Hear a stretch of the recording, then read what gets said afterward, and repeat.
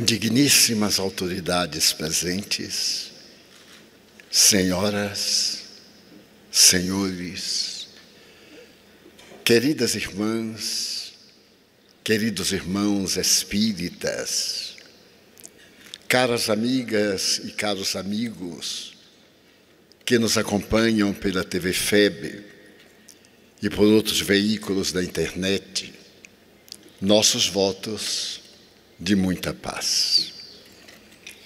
Dealbava o século XVI. A ciência conseguira demonstrar que muitas das suas teorias eram legítimas. Embora a religião dominante apresentasse conceitos diferentes, o empirismo transformava-se de um para outro momento em cientificismo. A filosofia abandonava os velhos padrões e surgia neste momento o iluminismo francês.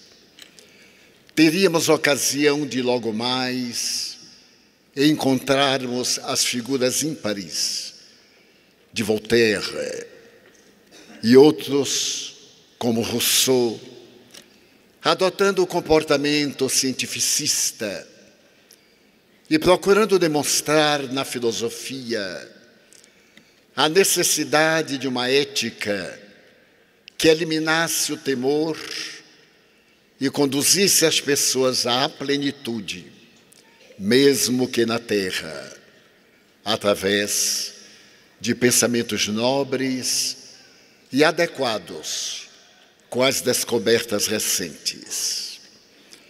Do modesto telescópio, apresentando a movimentação dos astros, até as conquistas da física, que libertava a química naquele momento para demonstrar que a matéria era muito mais importante do que o espírito, a humanidade despertava lentamente do letargo para a investigação e a tecnologia. Logo depois, o pensamento desvairou e a necessidade da liberdade do ser humano, da igualdade, dos direitos humanos, explodiu na boca dos filósofos franceses. Montesquieu, Diderot, Voltaire e outros, ao saírem do Café de Paris defronte da ópera, sonhavam na decadência da Casa Bourbon, que governava a França com arbitrariedade. Aquele pequeno grupo de sonhadores havia estabelecido que a religião dominante não podia infligir às almas a impossibilidade de pensar. A liberdade é inerente ao ser humano e a igualdade superava as questões do berço e da tradição. Mas era necessário estabelecer a fraternidade como veículo de justiça. Aquela justiça de olhos vedados, que tinha dificuldade em discernir entre o bom e o mal, o certo e o errado, prevalecendo o poder arbitrário e divino dos reis e da aristocracia religiosa. No dia 14 de julho de 1789, aqueles homens avançaram na direção do maior depósito de pólvora da Europa e o encontraram praticamente abandonado. Apenas 15 vigilantes. E quase sem batalha, a velha Bastilha começou a derrubada. Iniciava-se em pleno século XVIII, uma era nova para a humanidade. Mas esta era havia sido precedida, no século XVII, pelo pensamento de homens e de mulheres notáveis, que na França, na Inglaterra e na Alemanha discrepavam totalmente do jugo da fé. A reforma no século anterior, a Contra-Reforma, o Renascimento, alargaram a consciência humana para o belo, para as artes, para o conhecimento. No entanto, o pensamento de Locke, de Gassendi e de Lord Bacon predominava acima de qualquer conjuntura que apresentasse um Deus antropomórfico, totalitário e despido do sentimento de compaixão. É nesse báratro que aparece o pensamento de Auguste Comte, propondo a doutrina positivista. Os grandes pensadores da Academia Francesa de Letras bradavam: aceitamos uma religião, mas uma religião que possa enfrentar a ciência, que tenha um caráter científico, que tudo aquilo quanto informe demonstre em laboratório. E, evidentemente, as doutrinas totalitárias rebolcavam-se na sua própria dificuldade. A França estava esmagada por Napoleão III, aquele sobrinho-neto do imperador Bonaparte.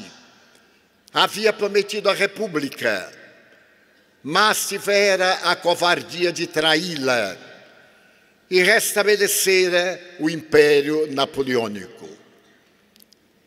No dia 2 de dezembro de 1804, ele apresentaria em Notre-Dame o novo estatuto que deveria governar a França, lamentavelmente banhada de sangue pela arma de José Guillotin. Autocoroou-se, humilhando publicamente o Papa Pio VII, a quem ele mandara buscar especialmente no Vaticano, para demonstrar que a concordata firmada anteriormente não tinha qualquer significado, e gerando um problema de natureza diplomática muito grave, mandou encarcerar o Papa no castelo de Fontainebleau, para que se percebesse a audácia do seu golpe. A França estava, portanto, entre as tradições materialistas da Revolução e a afirmação de um Deus que voltara ao seu seio através de um decreto.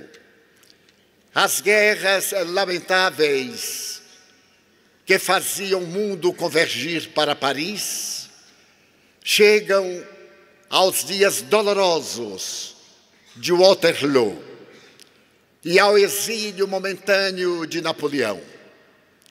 Mas ele retorna para governar por 100 dias e, lamentavelmente, vai outra vez expulso, agora para a ilha de Santa Helena, onde morre no dia 5 de maio de 1822. A filosofia desvairava, o pensamento não tinha limites, e a ciência, ainda empírica, procurava entender os mistérios do macro e do microcosmo. É nesse caldo de culturas em que as ideias nascem pela manhã, envelhecem ao meio-dia e morrem ao entardecer, que num sábado, às 10 horas ou 11 horas, no dia 18 de abril de 1857, em Palais Royal, na Galeria d'Orléans, na Librairie Danty, uma pequena obra é apresentada na sua vitrine, forrada de veludo verde, com um destaque especial. O Livro dos Espíritos. Seu autor, um desconhecido, Allan Kardec. Mas esse Allan Kardec era um pseudônimo de eminente filólogo, idealista, pensador, emérito pedagogo, Hippolyte Léon Denisard Rivaio, que, havendo sido discípulo de Henrique Pestalozzi em Verdun, se transferira para Paris por volta de 1828, para dedicar-se ao método pestalozziano de educação e trabalhar pela educação dos adultos. Da sua lavra psicopedagoga, havia saído um tratado para a Sorbonne, uma gramática para a conjugação dos verbos franceses nas suas irregularidades, um tratado de geometria e outras obras que lhe tornaram célebre o nome. Mas aquele pequeno Le Livre des Esprits parecia trazer algo de mágico, porque de imediato na livraria Danty, naquela manhã, haviam sido vendidos mais de 100 exemplares, o que era um recorde para os padrões da época. Ele tratava de determinados enigmas, aqueles enigmas que remontavam à tragédia grega, quando Édipus, na estrada de Tebas, é interrompido pela esfinge devoradora, que lhe faz a tradicional pergunta: decifra-me ou devora-me. Quem é que, pela manhã, anda de 4 patas, ao meio-dia, de 2 patas, e ao entardecer, de 3? E o jovem Édipus, que ignorava a sua própria história, estava voltando à sua pátria, sem saber que o governante era seu pai e que a rainha era sua mãe. Ele desejava descobrir a incógnita da sua vida e encontrava agora a esfinge, tentando interpretar o enigma da criatura humana. E, sem temer, responde a este ser imaginário que o animal que pela manhã anda de 4 patas, ao meio-dia de 2 e ao entardecer de 3, é o ser humano. A esfinge tira-se ao mar e vaticina-lhe uma tremenda desgraça.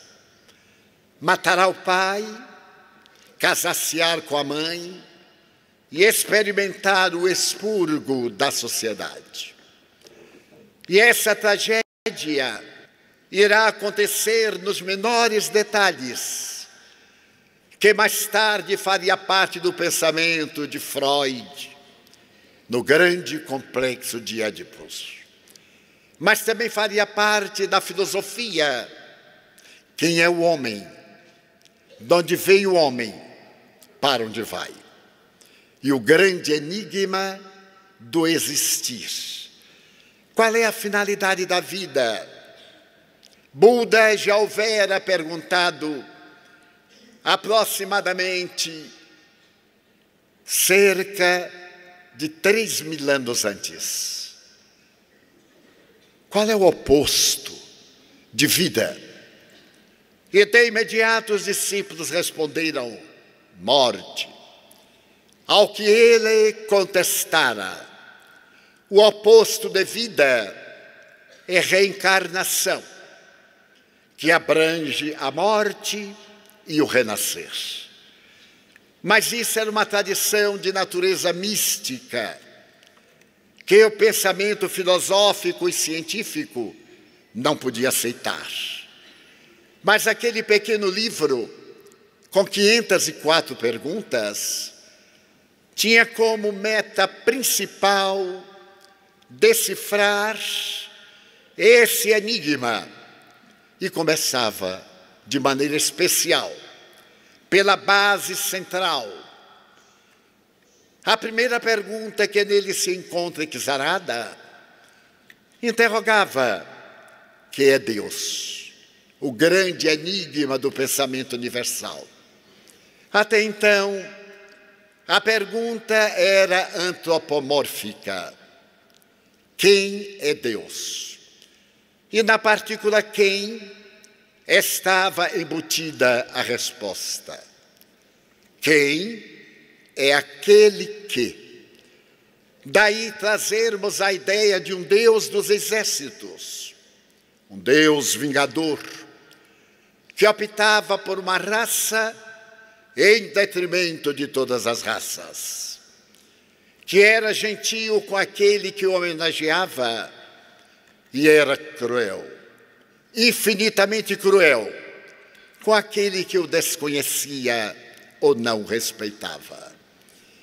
Allan Kardec teve o bom senso de elaborar a pergunta de uma maneira correta: que é Deus?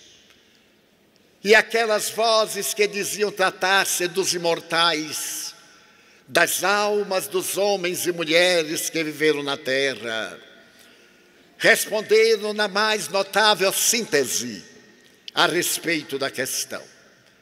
Deus é a inteligência suprema, causa primeira do universo. Mas Allan Kardec atendia ao método ancestral de Platão. E a semelhança de Sócrates no sofisma, volta a interrogar: e que prova se tem da existência de Deus?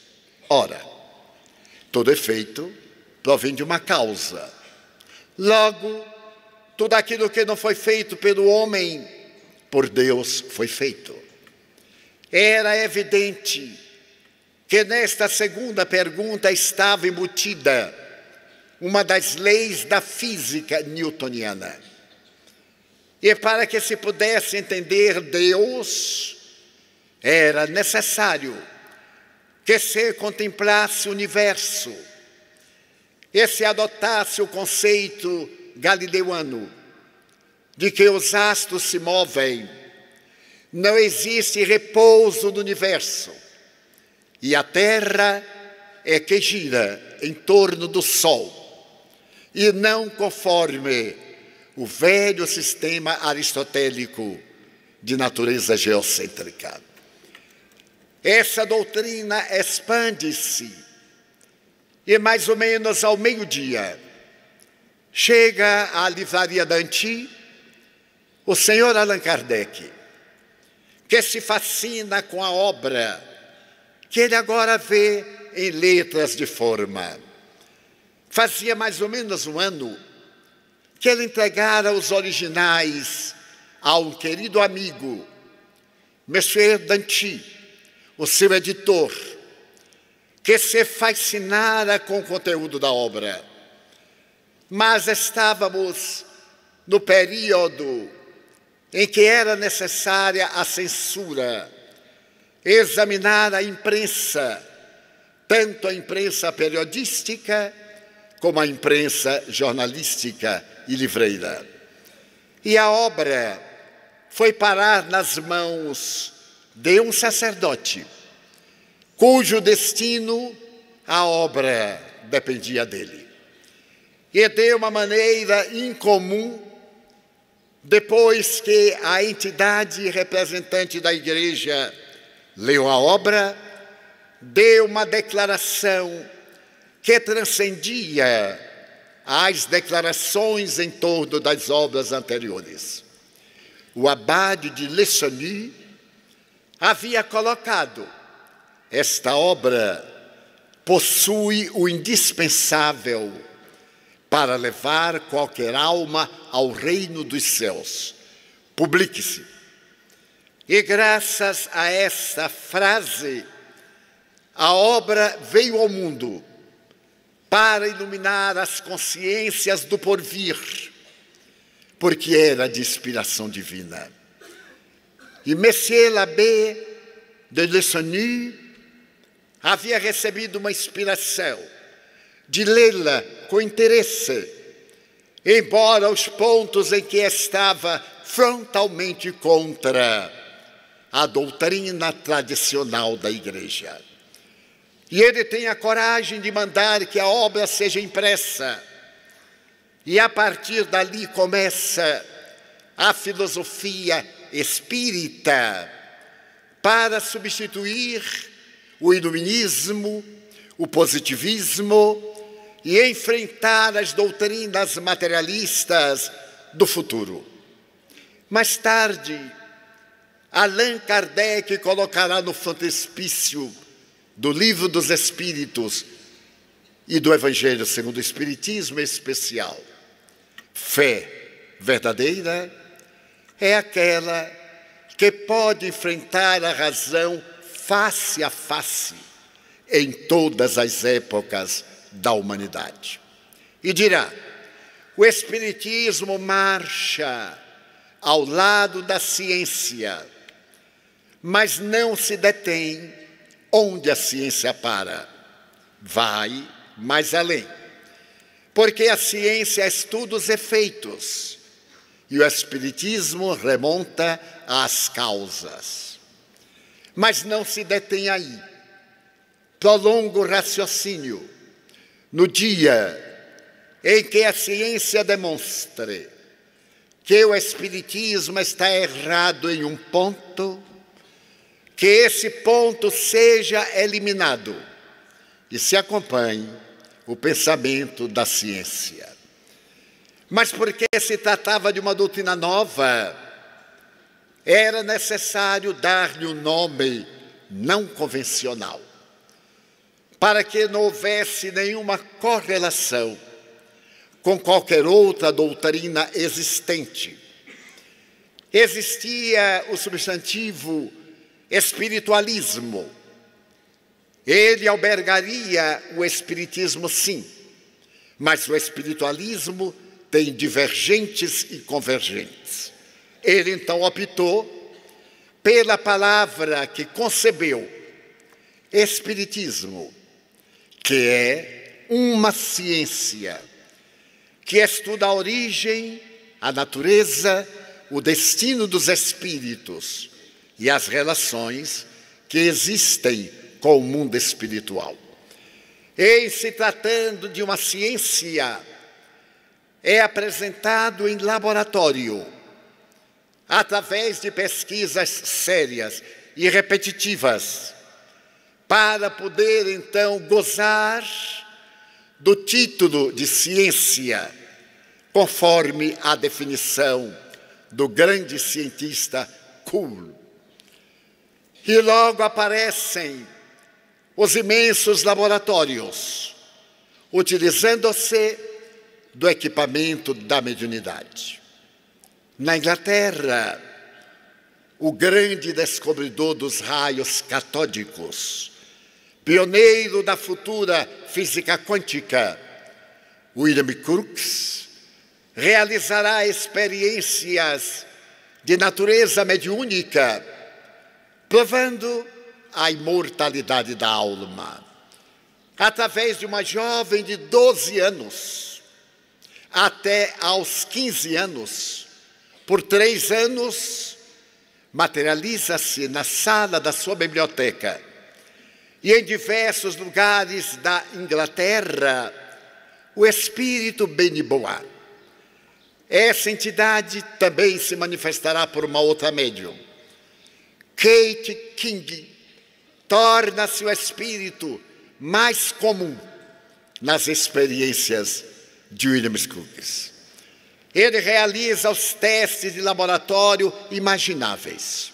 Fotografa, toma a pressão arterial, conta a pulsação e nota que um dia a médium está com pneumonia, febre, o pulso alterado. E o espírito que dela e através dela se materializa está com os pulmões saudáveis, a temperatura de 36 graus e também os batimentos cardíacos perfeitamente saudáveis. Ele terá a oportunidade de arrancar fios de cabelo do espírito e fios de cabelo da médium e levá-los ao microscópio. A médium tinha o cabelo levemente ruivo, o espírito tinha o cabelo negro.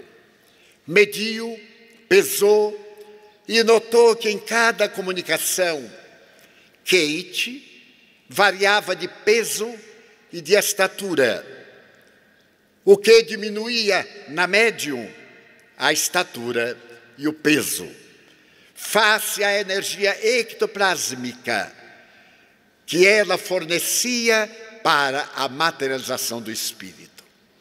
Na noite de 31 de maio de 1875, esse notável pai dos raios catódicos, que havia estudado a esferosidade da Lua e da Terra, escreveu à Sociedade de Pesquisas em Londres: vós me pediste para examinar a possibilidade do fenômeno através da mediunidade. Eu venho dizer-vos que esse fenômeno não é possível, ele é real. E durante mais de 30 anos, até a senectude, quando recebeu o título de Sir, e alguém disse-lhe para que negasse aquele fenômeno, que deveria ser fruto de uma paixão de um homem por uma menina, ele retrucou: cada dia tenho mais certeza de que os fenômenos que acompanhei na minha casa são legítimos.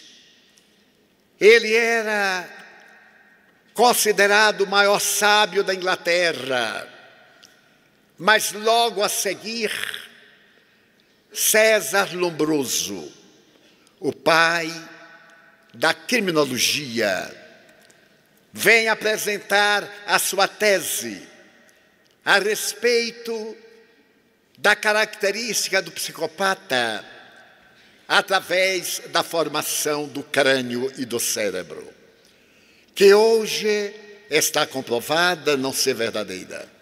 Lombroso, depois de examinar a médium Eusápia Paladino, a quem foi visitar, e teve a oportunidade de propor-lhe às 10 horas da manhã em Nápoles, num dia glorioso de sol: senhorita, eu ouvi dizer que a senhorita é capaz de transferir um objeto de um lado para o outro sem o contato humano.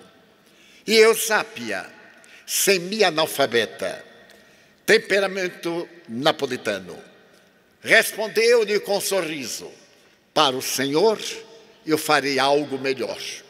E entrando em transe, começou a eliminar pelas fossas nasais, pela boca e pelos ouvidos, uma substância volátil que se materializava. E de repente estava diante dele a sua genitora, que se aproximou e depois de beijar-lhe a testa, disse-lhe, no dialeto que ambos falavam: Cesare, filho mio. E conversou com ele no dialeto que a médium desconhecia. Então, depois de uma pesquisa de 10 anos, Lombroso escreverá: quando eu me lembro que nós, os cientistas, negávamos o fenômeno da imortalidade da alma, eu tenho vergonha por mim e por eles, porque eu também me tornei espírita A força dos fatos convenceu-me. E através da história, em cada país, como na França, o maior sábio da França, Prêmio Nobel de Fisiologia, Charles Richer, que criou a metapsíquica, de muita utilidade para Freud, que a leu no ano de 1925 e declarou: se eu tivesse lido este livro há 40 anos, porque Richer deu-lhe no ano de 1885, teria sido mais fácil entender a psicanálise. Este homem notável, Charles Richer, depois de 40 anos de expectativas, de pesquisas na Europa, em Argélia, terá a ocasião de declarar: e isto que pensamos é verdade. Numa carta à sua amiga, a senhora Bubbs, uma dama inglesa. E as declarações multiplicaram-se de cientistas de nomeada Cromwell Varley, a quem se deve a colocação dos cabos submarinos da telefonia e da telegrafia, declarou: eu era um materialista tão convicto e tão completo que na minha imaginação não havia lugar para uma existência espiritual. Mas agora eu digo, sou espírita, porque contra fatos não existem argumentações.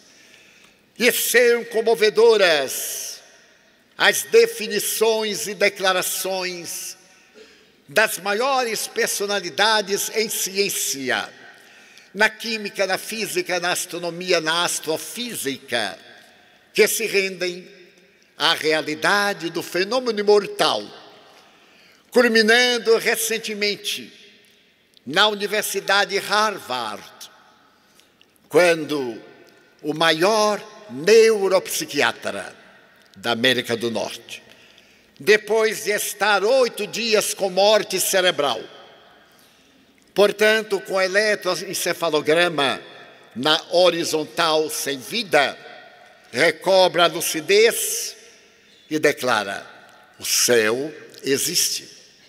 Eu estive lá. Para escândalo dessa nobre universidade, e como se não bastasse, ele comprovou que enquanto o cérebro estava morto, não tinha qualquer reação, não podia receber o efeito dos produtos que havia tomado.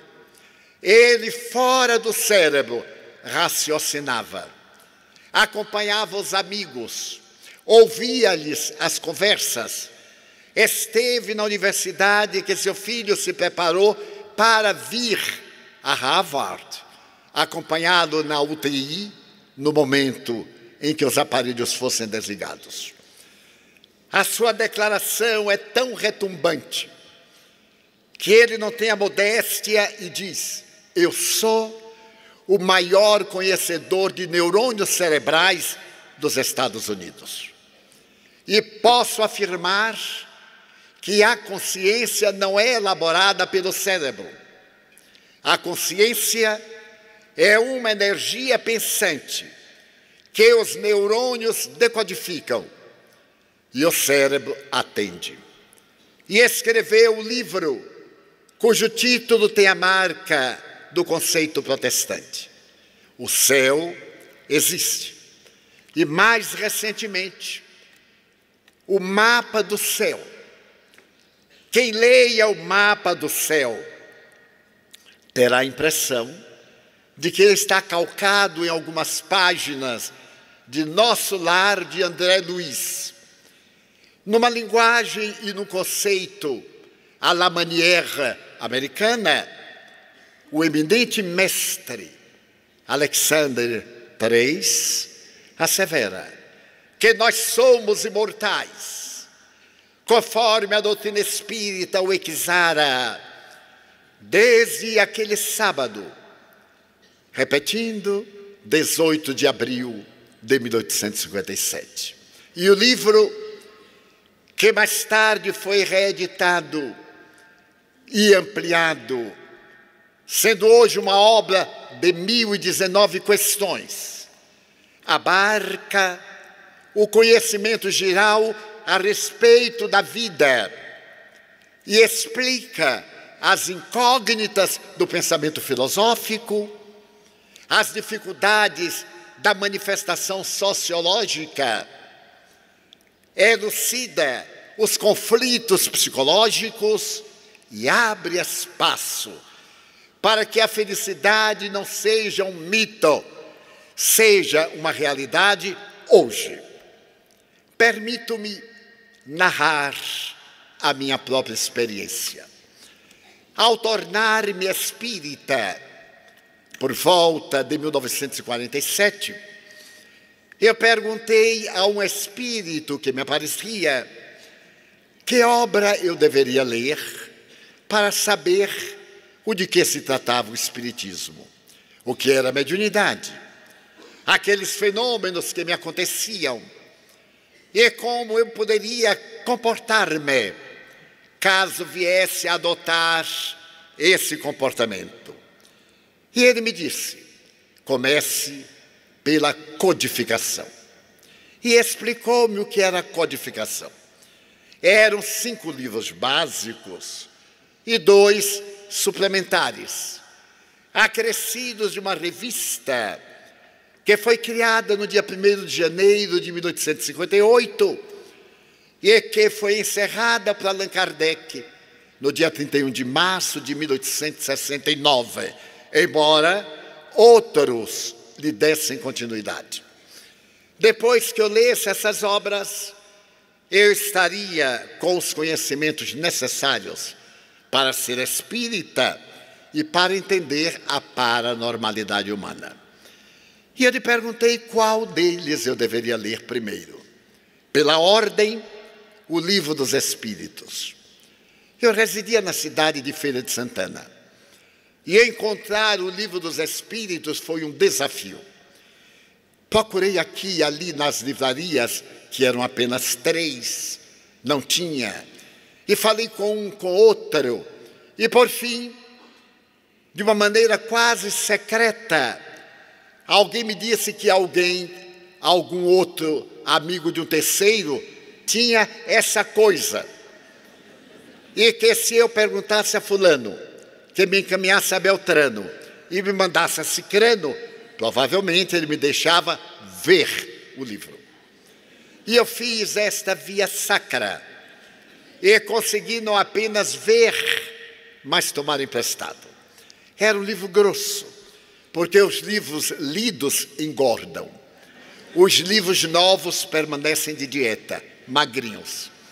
E aquele estava gordo, tinha vários papéis dentro, tinha folhas mal educadamente dobradas. Mas eu olhei e achei o nome um tanto estranho, o Livro dos Espíritos.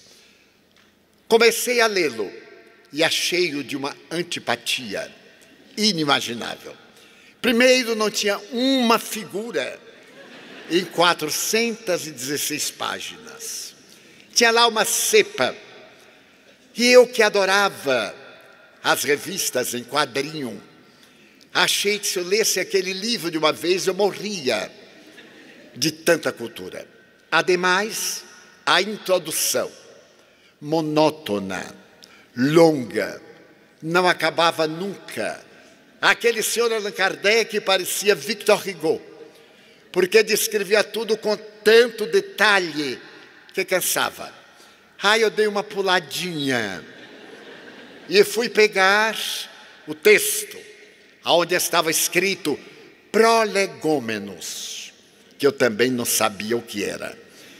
Quando o Espírito me apareceu, eu perguntei: o senhor poderia me dizer o que são prolegômenos? E ele me redarguiu: Divaldo, o Espiritismo é uma ciência de cultura, para qualquer nível. Mesmo o analfabeto poderá entendê-lo caso alguém leia-o e explique como qualquer obra de ciência. Como você não sabe o que é prolegômenos, compre um dicionário. E aí você verá e lerá outras palavras. E eu comprei um dicionário. Quando cheguei em casa que abri, não tinha a palavra prolegômenos. Eu acreditei que devia ser erro do tradutor. Naturalmente, em prolegomena, ele traduziu para o português de uma forma equivocada. Mas o Espírito me disse, seja inteligente. Eu não entendi o que é que ele quis dizer. Antes de comprar o dicionário, veja se tem a palavra e compra depois. Então eu assim fiz, daí a uns meses. Encontrei a palavra no dicionário de Jaime Siguier, um autor francês. E então comprei. E fiquei sabendo que era prolegômenos, que eu não vou dizer o que é. E comecei a ler. Mas era tanta pergunta de coisa que não me interessava, que eu deixei de lado. 2 semanas eu li quase que totalmente o livro. E apareceu-me o inspirador. E eu perguntei, que livro eu devo ler agora? E ele me respondeu, leia o livro dos Espíritos. Eu percebi que ele havia notado que eu não havia lido como devia. Então eu olhei para o livro, considerei-o simpático e comecei a ler e a notar que era mais do que simpático. Era belo, era profundo. Eu me fui adentrando, demorei 6 meses para lê-lo, porque era tão fascinante que eu lia e voltava e memorizava a tradução do Dr. Guion Ribeiro. E me fascinava cada vez mais com o livro. Quando eu terminei 6 meses depois, eu perguntei, que livro agora eu deverei ler? Porque o dos Espíritos eu já li e sei uma boa parte de memória. O Espírito sorriu e disse, leia agora o livro dos médiuns, porém, diariamente, leia, releia, volte a ler o livro dos Espíritos. E eu perguntei, mas por quê? Porque o livro dos Espíritos é uma síntese do conhecimento universal. Eu digo, mas que espírito fanático? Como é que uma obra pode ser a síntese do conhecimento universal? E quando você completar 100 anos, você chegar lá e voltar a lê-lo, você vai notar que ele é inteiramente novo, porque você estará com conceitos amadurecidos e compreenderá melhor do que hoje, que ainda não tem a ciência e a arte de reflexionar, de meditar e de absorver o conteúdo. E eu li o livro dos médiuns, e eu continuei lendo o livro dos Espíritos. Li o Evangelho segundo o Espiritismo, mas continuei lendo o livro dos Espíritos. Li o Céu e o Inferno, mas também o livro dos Espíritos. A Gênese e Bidem, o Principiante Espírita e o que é o Espiritismo. Quando eu pensei que estava livre, o Espírito disse, agora a revista. 13 anos de revista. 13 vezes 12. E aí eu comecei a ler. 3 anos depois, eu acabei a revista. E aí eu fiquei sabendo o que era o Espiritismo e acreditei que estava muito bem informado. Nesse ínterim, eu fui convidado a proferir uma palestra na Faculdade de Medicina da cidade do Salvador. Eram os tempos dos cultos ecumênicos. E convidaram-me para falar na condição de espírita. Fui, desempenhei o papel e percebi que havia sido simpática a mensagem, porque bateram palmas de caridade ao terminar. E quando eu estava feliz, porque me houvera desincumbido, formou-se um grupo de jovens, universitários, e começou a fazer-me perguntas. E aquele ping-pong, eu fui respondendo muito bem. Até que me apareceu um obsidiado, por certo, inimigo meu, e disse: Divaldo, como é que você explicaria, à luz da física quântica, a presença de um espírito num campo onde não haja qualquer manifestação de vida ou de vibração, num campo neutro? E quando ele falou física quântica, eu já não entendi o resto da pergunta. Sorri para ele e apliquei a técnica. Quando você não souber, pergunte à pessoa. E então eu disse: mas é muito interessante. O que é que você acha? Então ele me disse o que é que achava, que eu não achei nada. E me vi livre desse terror. E cheguei em casa e evoquei o espírito que me aconselhara a ler tantos anos o Livro dos Espíritos. Tratava-se de um militar que no passado pregou a doutrina espírita desde o Amazonas ao rio Chuí, um dos maiores oradores espíritas que o Brasil apresenta para todos nós, Manuel Viana de Carvalho. Manuel Viana de Carvalho era um orador, dizem, deslumbrante. E eu constatei, ao ouvi-lo pronunciar conferências no Mais Além. Então eu disse: o senhor me enganou. O senhor me disse que se eu lesse esse livro, até aos 100 anos, eu estaria aprendendo coisas novas. Pois hoje, um garoto me perturbou profundamente. Ele falou de uma tal de física quântica que eu não sei o que é. E num campo neutro de vácuo, como é que ficava o espírito? E eu não soube responder, porque no Livro dos Espíritos não tem isto. Portanto, o senhor me enganou, dizendo que tinha tudo em síntese, e não tem nada. O espírito sorriu da minha ignorância e presunção, e me perguntou: e você já leu com atenção o Livro dos Espíritos? Eu disse: com atenção não, eu já memorizei muita coisa. Ele disse: então pegue aí na estante e vamos verificar. Pegue o livro. Eu peguei com uma segurança de estar ganhando para o espírito, que ninguém pode imaginar. E ele disse: abra na resposta da questão 540. E eu aí me lembrei, a fatal 540. Quando eu abri, os espíritos respondiam: há em tudo a lei do progresso. Nada fica inerte em a natureza. O átomo de hoje será arcanjo de amanhã, assim como o arcanjo de hoje foi átomo de ontem. E o espírito, depois que eu li alto, perguntou: eu não tenho culpa de você ser tão ignorante que não saiba o que é um átomo.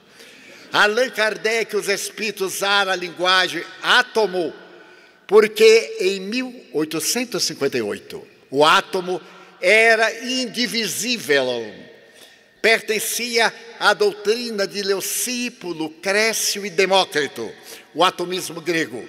Mas, a partir do momento em que Röntgen descobriu os raios X, William Crookes, os raios catódicos, do momento em que a física foi entrando no átomo e descobriu que ele é o verdadeiro universo, o conceito saiu do linear de Newton para o quântico.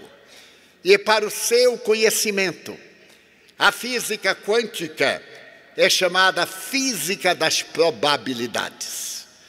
Não pode provar quase nada, porque, segundo a física quântica, primeiro é necessário crer para depois ver.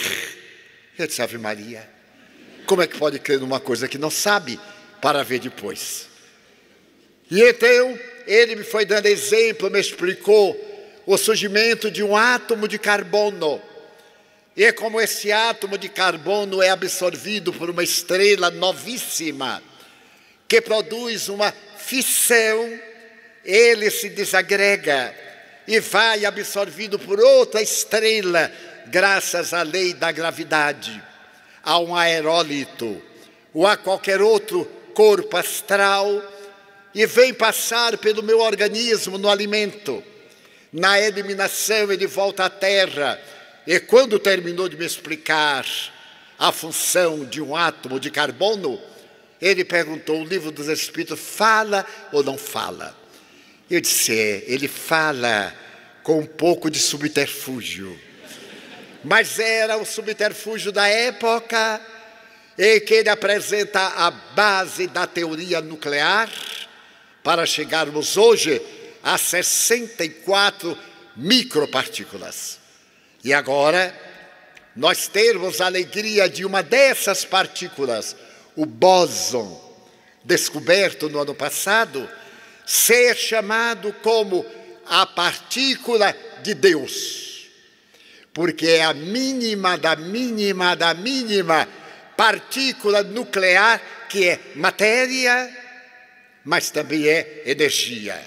A semelhança da luz, que ora é onda e ora é matéria e energia.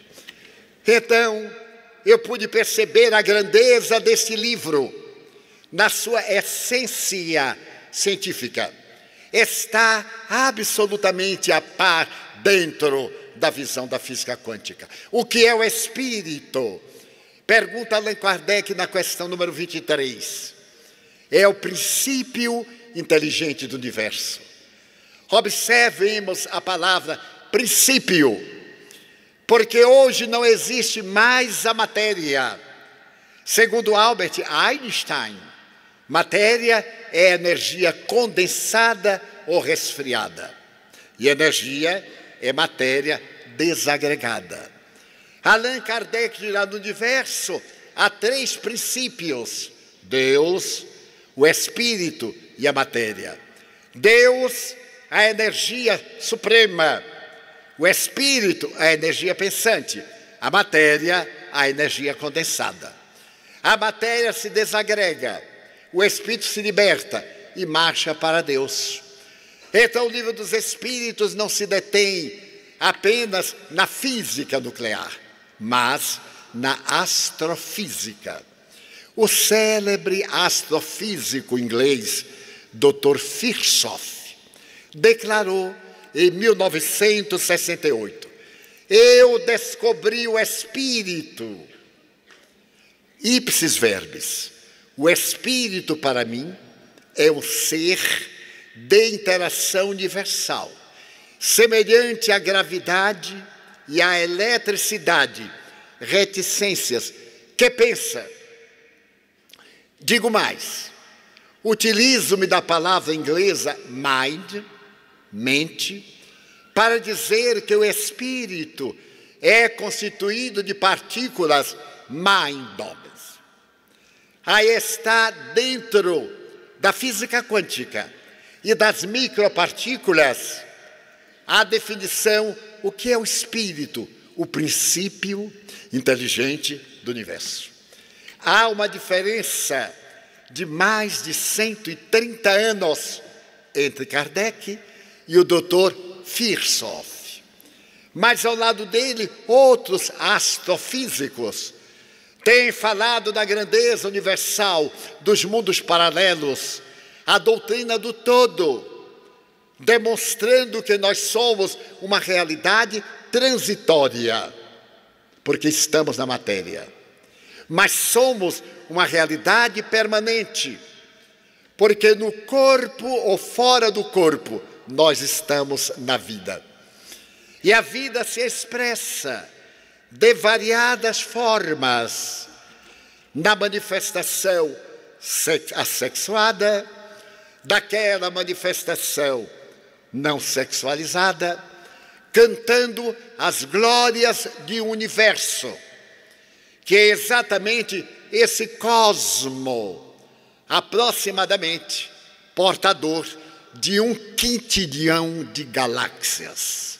Cada uma delas possuindo em média 300 bilhões de sóis, fora as que ainda estão sendo captadas pelos telescópios que circulam fora da Terra, para compreendermos que o universo continua crescendo, porque Deus continua trabalhando, e continua também diminuindo.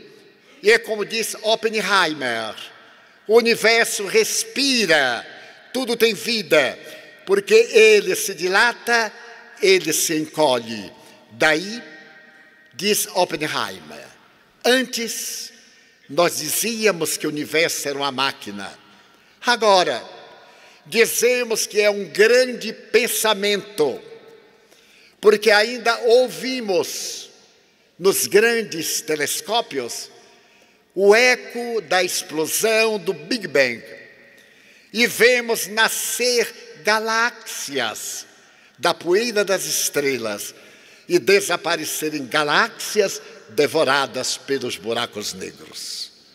Mas se isso não bastasse, na área das ciências, a filosofia espírita tem como base essencial o amor, que lhe dá uma ética moral fundamentada na palavra de Jesus. Allan Kardec inquiriu, na questão 625 do referido Livro dos Espíritos, qual o ser mais nobre e perfeito que Deus ofereceu à criatura humana para servir-lhe de modelo e guia? E a resposta é a menor da filosofia universal: Jesus. O Espiritismo deu-nos um modelo impecável, que é esse homem de Nazaré, mas nos deu não como crucificado que inspira compaixão, mas como grande amigo que inspira amor, que se deu a si mesmo para nos ensinar fraternidade, liberdade, igualdade, a tríade da Revolução Francesa. Ou como disse Allan Kardec, copiando o seu mestre Pestalozzi: trabalho, solidariedade e tolerância. Como foi feito na prece, a lei de caridade, que é o amor na sua mais elevada manifestação. Então essa doutrina traz de volta o cristianismo na sua beleza primitiva, o cristianismo pulcro e gentil da Galileia, das longas estradas romanescas de Betsaida, de Magdala, em que ele passeou o mais notável hino que a humanidade jamais escutou, as bem-aventuranças.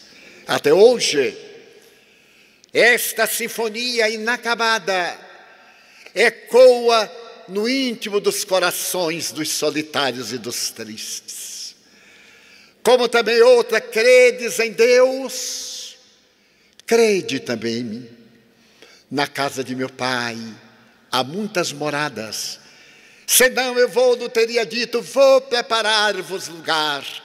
Mas eu sou o caminho, a verdade e a vida, e ninguém vai a meu Pai senão através de mim, o amor.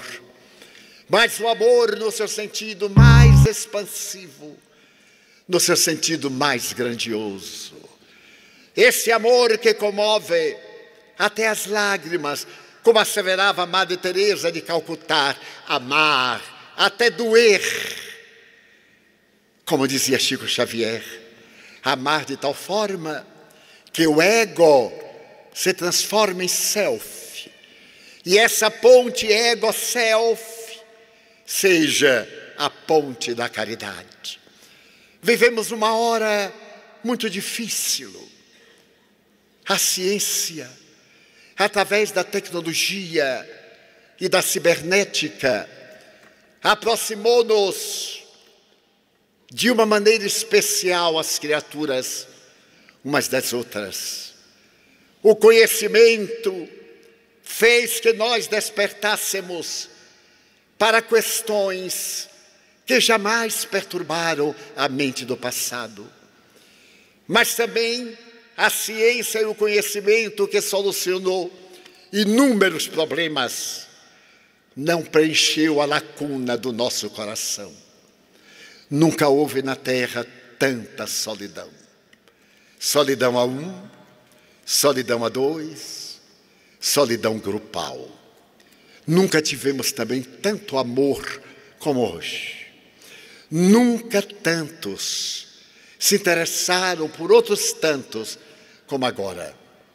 Então estamos em crise e falamos da crise, esquecendo que nós somos a crise. O maior enigma do universo é a própria criatura humana, que se não compreende, que ainda não teve a coragem de fazer a viagem para dentro, de imergir no seu mundo profundo para saber qual é o objetivo existencial. O que é que deve fazer? Superar a criança ferida de Jung, superar as pequenezes do ego, para pensar na grandeza do self. É necessário entender que a minha luz não projeta sombra no outro e que a claridade dele não pode me perturbar na escuridão. Acendermos a luz do conhecimento, mas sobretudo da solidariedade humana. Descermos do nosso enganoso trono de vida perpétua no corpo. A morte é um fenômeno biológico abençoado que nos liberta de cangas terríveis, que nos abre horizontes infinitos, porque a vida continua. Morrer é provar a transferência, a transmutação, desde a velha teoria de que nada se perde, tudo se transforma, nessa visão das micropartículas, em que nós viveríamos em um mundo de energia, mas uma energia tão viva, tão real, como esta que entra por nosso iPhone e nos traz a mensagem rápida de um a outro ponto do mundo em alguns segundos ou quase com a velocidade da luz. Mas é necessário que saiamos do mundo virtual para o mundo real, para as criaturas. Nós que nos preocupamos agora com os grandes tufões, tornados que estão visitando o Caribe e avançam pelos Estados Unidos, que a nossa preocupação seja lá e o nosso socorro de imediato seja aqui com a criatura jogada no meio da rua, que nós fingimos não ver para que ela não abale a nossa consciência. Os Espíritos nos vêm dizer que a nossa vida tem um sentido ético e estético, amar. Quem ama é feliz. Quem ama supera problemas, porque o amor equaciona qualquer problema, qualquer desafio.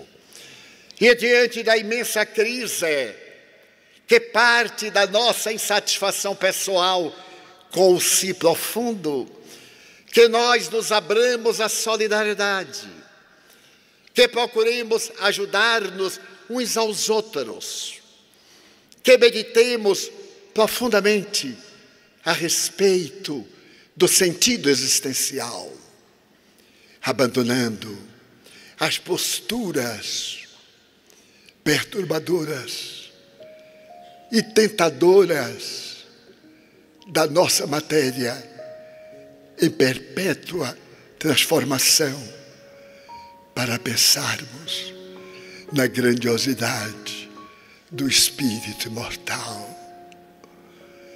Ide levando a mensagem de Jesus Cristo embutida em vossos corações.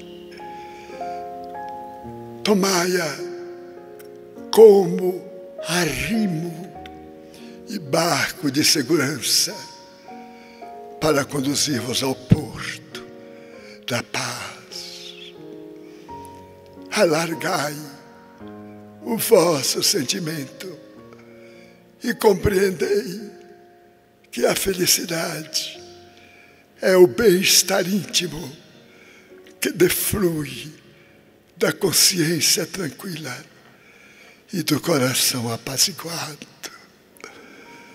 E recordai de que, na transitoriedade do corpo, cada qual conduz os seus feitos em lugar do que reúne como valores aquisitivos. O corpo é de breve duração, bendito condutor do ser imortal. O corpo intelectualiza-se ao império do espírito, que lhe desenvolve o Deus interno para proporcionar-lhe felicidade plena.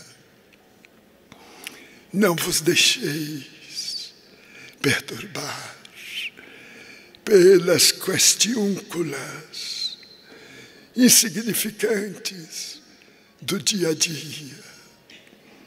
Dai mais importância aos valores sublimes da alma e considerai que não vale a pena ser inimigo de ninguém, constituindo-te ou constituindo-vos elemento básico do todo universal. Meus filhos, parai nessa corrida desvairada da conquista de coisas e perguntai o que é necessário para ser feliz. E entre o ter e o ser percebereis que o transformar-vos em misericórdia do amor de Deus na terra é a mais grandiosa conquista da alma que tem sede de paz. Nós, os espíritos espíritas que vos assistimos, envolvemos-vos em dúlcidas vibrações de ternura e de paz.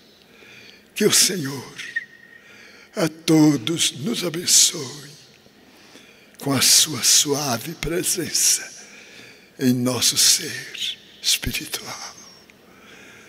O abraço amigo do servidor, o mínimo de sempre, Bezerra.